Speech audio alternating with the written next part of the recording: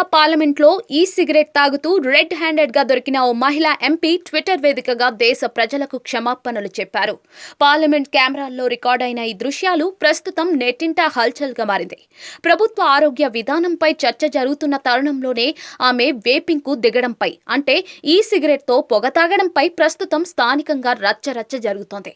December 17న parliament సమావేశాల సందర్భంగా ఈ ఘటన జరిగింది. కొలంబియా ఆరోగ్య విధానాలను ఎలా మెరుగుపరచాలన్న అంశంపై సభలో చర్చ జరుగుతోంది. ఈ సందర్భంగా గ్రీన్ అలయన్స్ పార్టీకి చెందిన ఎంపీ కాథీ జూవినావో పొగ తాగుతూ కెమెరాలకు చిక్కారు. కెమెరాలు తన వైపు లేవనుకుని ఆమె ఈ సిగరెట్ తాగారు. ఇంతలో కెమెరాలు ఆమె వైపు తిరగడంతో గతుక్కుమన్న ఆమె వెంటనే తన చేతిలోని ఈ సిగరెట్ కు టేబుల్ కిందన పెట్టేశారు. పొగను దిగమింగుకునే ప్రయత్నంలో కాస్త దగ్గారు.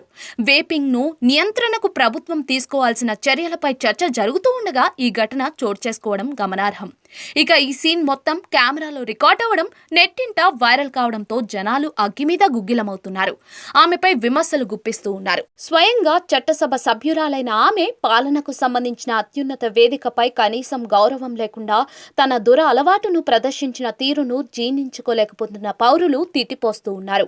ఆమె తక్షణం రాజీనామా చేయాలని డిమాండ్ చేశారు.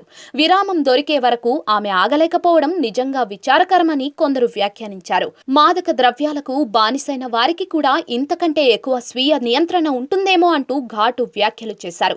ఈ వీడియోపై నెట్టింట విమర్శలు వెల్లువెత్తుతూ ఉండటంతో సదరు ఎంపీ సోషల్ మీడియా వేదికగా బహిరంగ క్షమాపణలు చెప్పారు.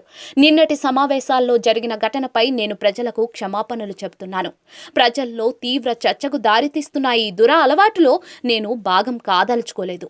ఇది మరోసారి జరగదని మాటిస్తున్నాను అని ఆమె ట్విట్టర్లో పోస్ట్ పెట్టారు.